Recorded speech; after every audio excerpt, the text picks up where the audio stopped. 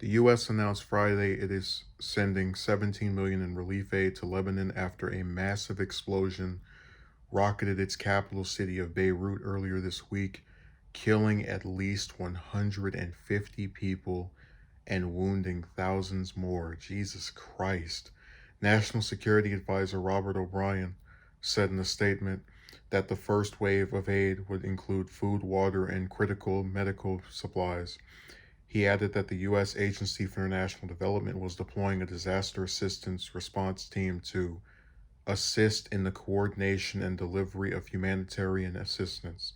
Secretary of State Mike Pompeo noted in his own statement that the 17 million in disaster aid augments the 403 million in U.S. humanitarian assistance to Lebanon since September 2019, including 41.6 million in assistance for the COVID-19 response. Details surrounding the explosion are still somewhat murky. President Trump raised eyebrows on Tuesday when he called the explosion an attack, citing his military advisors despite Lebanese officials not saying the same. The president tempered his description of the explosion the following day.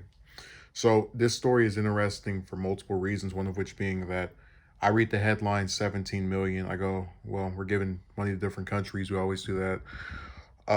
But then I see down here Pompeo admitting that we've given 403 million in humanitarian aid to Lebanon since September of last year and 41 million with response to the virus. So you see how those are the kind of things, because I didn't know that we've given that much to Lebanon in not even not 11 months.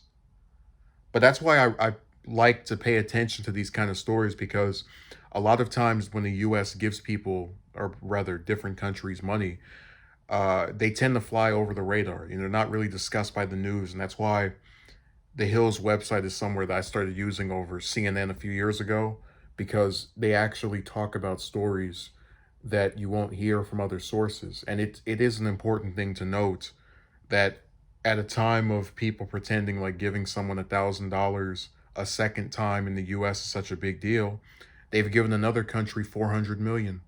And no one's asking how is that being paid for. Nobody says this is, supposedly too expensive. Whenever you want to give humanitarian aid to an American or some country the U.S. Is at war with and is just killing random innocent people in, they stick a middle finger in your face and they start jotting out these numbers of how much things cost. And again, I'm not opposed to giving Lebanon people humanitarian aid. I just think it's really weird that no one ever asks how this is being paid for. And it rarely ever gets talked about for that matter as well. So I hope that we'll eventually start hearing more about where all these coins keep appearing from. They're just dropping from the sky.